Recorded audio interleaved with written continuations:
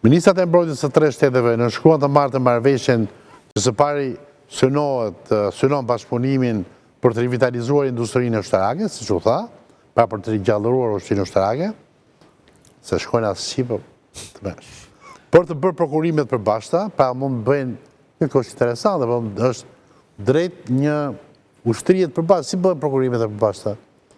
Se kjo është një fjalë kyç. Atë thashun që do të rrisin kapacitetet e tyre, modernizimin e ushtrive të tyre duke koordinuar. Shqipëria do blej 10 tanke, Kroacia 25, Kosova 7, i bëjnë gjitha bashkë dhe u e marrin me çmim.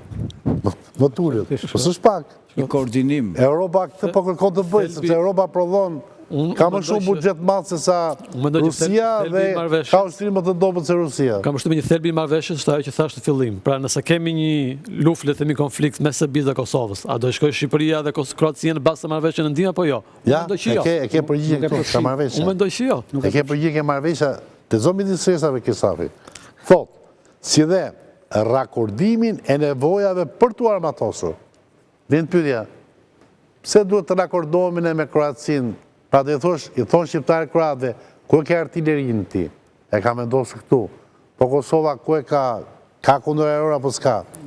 Shqipëria, ka mburojnë natyrale dhe vargun e Alpeve? Ky është akordimi.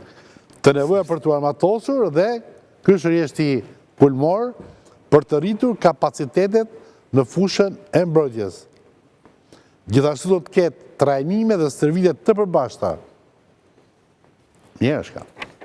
Po kemi është e njëjta, po të lexosh marrëveshjen që kanë bërë në 2020 me Turqinë është e njëjta. Po të lexosh ato 2023 me Amerikën është e njëjta. Pra, në aspektin e kësaj nuk do të thotë që nesër neve po hym luftë do na vi Turqia dhe do na mbroj. Edhe kjo nuk është që po hym nesër në luftë. Disa kërcënime ka bërë momente të caktuara ta sucile. Risia e kësaj është se nuk është një marrëveshje bilaterale, është trilaterale plus. Pra, është luftë kuptohet që do të bashkohen edhe vende të tjera në këtë marrëveshje.